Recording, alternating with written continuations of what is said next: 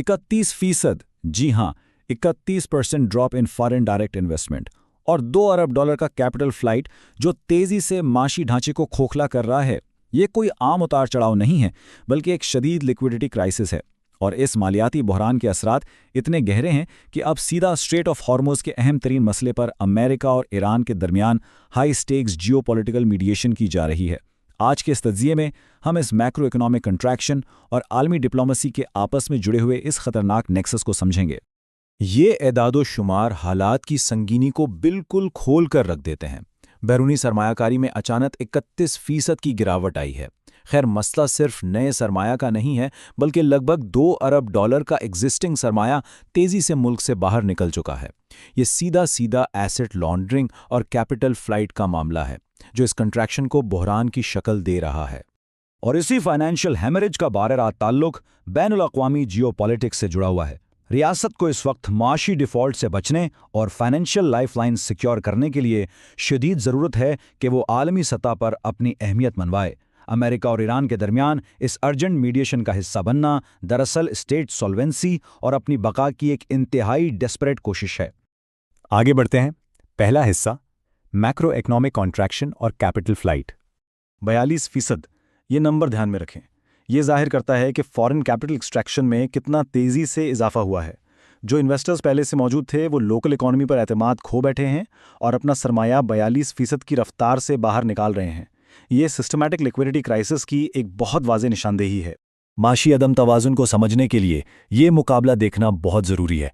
एक तरफ हमारी सब्जियों की बरामदात यानी एक्सपोर्ट्स में 80% का खतरनाक कोलैप्स आता है और ठीक उसी वक्त चीनी की दरामद यानी इंपोर्ट्स में 57% का हैरानकुन इजाफा हो जाता है। ये क्लियरली जाहिर करता है कि लोकल एग्रीकल्चरल आउटपुट तबाह हो रहा है और हम इंपोर्ट डिपेंडेंसी की तरफ बढ़ रहे हैं।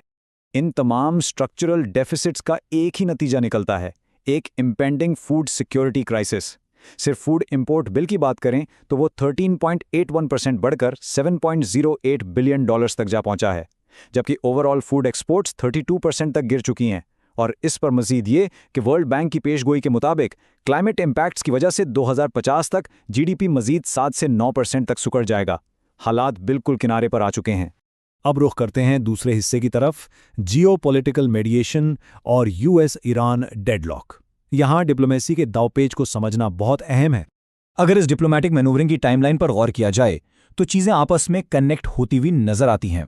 पहले इंटीरियर मिनिस्टर के ईरान के मुताद्दिद दौरे होते हैं, फिर अमेरिका ओपनली इस मीडिएशन रूल की तस्दीक करता है और अभी हाल ही में US इंटेलिजेंस ने इस बात को कंफर्म किया है कि ईरान अपनी मिलिट्री कैपेबिलिटीज़ को तवक्को से कहीं ज़्यादा तेज़ी से बहाल कर रहा है। ये चेंजिंग डेडलाइंस इन हाई स्टेक्स नेगोशिएशंस को बेहद पेचीदा बना रही हैं।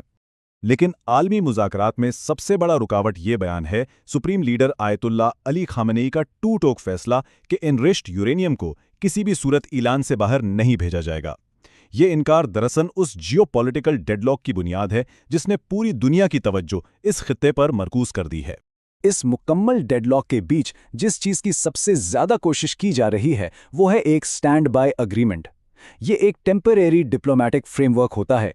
इसका मकसद फाइनल नेगोशिएशंस होने तक दुश्मनी को रोके रखना और आलमी तिजारती रास्तों को महफूज बनाना है, ताकि रीजनल मार्केट्स क्रैश ना हो और रियासत आलमी मैदान में अपना फ़ायदा बरकरार रख सके।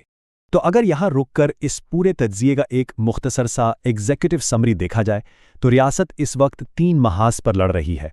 मैक्रो इकोनॉमिक कॉन्ट्रैक्शन, जिसमें $2 बिलियन का कैपिटल फ्लाइट शामिल है, इंस्टीट्यूशनल फ्रिक्शन, जिसने आईनी तातुल पैदा किया हुआ है, और इन सब से बचने के लिए आखिरी सहारा US-ईरान मीडिएशन के जरिए स्टेट सॉल्वेंसी हासिल करने की जियोपॉलिटिकल स्ट्रैटेजी। तीसरा हिस्सा इंस्टीट्यूशनल फ्रिक्शन और बानी PTI। यहाँ मामला प्योरली दाखिली इदारा जाती टकराव का है। ये दाखिली कॉन्स्टिट्यूशनल ग्रिडलॉक रियासत के अंदर जारी शदीद फ्रिक्शन को उजागर करता है। शेर अफजल मरवत ने कॉन्स्टिट्यूशनल पिटिशन फाइल की है जिसमें अली अमीन गंदापुर के इस्तीफे को चैलेंज किया गया है और ठीक उसी के साथ सुहेल अफरीदी की as a chief minister appointment पर भी सख्त आईनी एतराज़ात उठाए गए हैं। इस पिटिशन की सबसे बुनियादी और आईनी दलील ये है कि किसी भी बड़े कॉन्स्टिट्यूशनल ओहदे पर तकर्रोरियां किसी की डिक्टेशन पर मबनी नहीं हो सकती, स्पेसिफिकली बानी PTI की हिदायत पर। ये आर्ग्यूमेंट इदारा जाती टकराव के बिल्कुल मरकज़ में है और इस कोरम डिसरप्शन की असल वजह है। लेकिन इसके बिल्कुल बरक्स काउंटर पर्सपेक्टिव भी वाज़ेह तौर पर मौजूद है। बैरिस्टर गोहर का स्टेटमेंट डायरेक्टली ये तस्दीक करता है कि चीफ मिनिस्टर की तकर्रुरी बानी पीटीआई की मंजूरी से ही की गई थी और इस फैसले को रिवर्स नहीं किया जा सकता। ये दोनों मुतज़ाद बयानिए क्लियरली इस अंदरूनी ग्रिडलॉक और सियासी कशमकश की शिद्दत को पेश करते हैं। चौथा हिस्सा, ट्रांसनेशनल नारकोटिक्स डिस्ट्रीब्यूशन नेटवर्क्स। अब सवाल यह है कि डोमेस्टिक कैपिटल कहाँ जा रहा है। यहाँ सबसे ज्यादा चौंका देने वाली डिटेल ये छोटा सा अदद है, $100 पर ग्राम। एक ऐसी रियासत जो शदीद पॉवर्टी और लिक्विडिटी क्राइसिस में डूबी हुई हो, वहाँ इलीट क्लाइंटेल की तरफ से इन हाई ग्रेड सिंथेटिक केमिकल्स की इतनी महंगी खपत होना, ये माशी अदम तवाज़न की एक इंतहाई तल्ख हकीकत है। ये ट्रांसनेशनल पाइपलाइन कोई छोटा मोटा ऑपरेशन नहीं है, ये इंतहाई सोफिस्टिकेटेड है। Step 1, foreign nationals raw materials smuggle करते हैं। स्टेप 2, अनमोल पिंकी जैसे लोकल ऑपरेटिव्स इस पूरे डिस्ट्रीब्यूशन नेटवर्क को कोऑर्डिनेट करते हैं। और स्टेप 3, प्रोमिनेंट मीडिया पर्सनालिटीज और एलीट क्लाइंटेल इन सिंथेटिक केमिकल्स को कंज्यूम करते हैं। हाल ही में इस स्मगलिंग केस में 2 नाइजीरियन नेशनल्स की अरेस्ट इस इंटरनेशनल नेटवर्क को मजीद वाज़े करती है। और इसी से जुड़ा है हमारा 5वां हिस्सा, एलीट इम्प्यूनिटी और सिस्टमिक स्कैंडल्स। कानून और ताकत का ये तजाद देखने वाला है। नेशनल क्राइसिस कोऑर्डिनेशन सेल यानी NCCI की ये इन्वेस्टिगेशन इस सिलसिले में बहुत अहम है। एक सिवियर हरासमेंट और डेथ थ्रेट कंट्रोवर्सी में PMLN के MPA साकिब चादर को तलब किया गया है। दूसरी जानिब एक्ट्रेस मोमिना इकबाल ने तमाम डिजिटल एविडेंस फराहम कर दिए हैं। नतीजे में फॉरेंसिक ऑडिट के लिए इन दोनों को अपने मोबाइल फ़ोन सरेंडर करने का ऑर्डर दिया गया है। जैसे जैसे ये इन्वेस्टिगेशन डीप हो रही है, दबाव और धमकियों में तेज़ी आ रही है। अदाकारा और उनके ख़ानदान पर मुसलसल प्रेशर डाला जा रहा है और प्राइवेट वीडियोज़ लीक करने की गुमनाम धमकियां मिल रही हैं। ये सिस्टेमिक प्रेशर उन खतरात को दिखाता है जो एलीट क्लास की इम्प्यूनिटी को चैलेंज करने पर सामने आते हैं। ये तकाजुल एलीट इम्प्यूनिटी को पूरी तरह बेनकाब करता है। एक तरफ ये करंट FIR है जिसमें डेथ थ्रेट शामिल हैं, और ठीक इसके मुकाबले में इसी प्रोविंशियल असेंबली मेंबर के खिलाफ माजी के संगीन इल्ज़ामात भी मौजूद हैं, जिनमें इलिसिट ऑर्गन हार्वेस्टिंग और इंसानी गुर्दों के ट्रैफिकिंग सिंडिकेट के चार्जेस शामिल हैं। ऐसे पास्ट रिकॉर्ड्स होने के बावजूद सिस्टम का उन्हें छूट देना एक बहुत बड़ा सवालिया निशान है। छठा और आखिरी हिस्सा, the nexus of state instability. हर चीज़ का आपस में गठजोड़।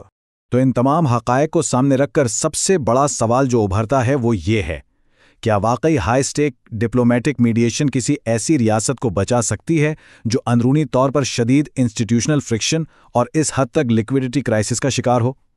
ये सिर्फ माशियात का मसला नहीं रहा, ये साउथ एशियन डिप्लोमेसी और स्ट्रक्चरल इंटरडिपेंडेंसी के मुस्तकबिल की बुनियाद तय करेगा।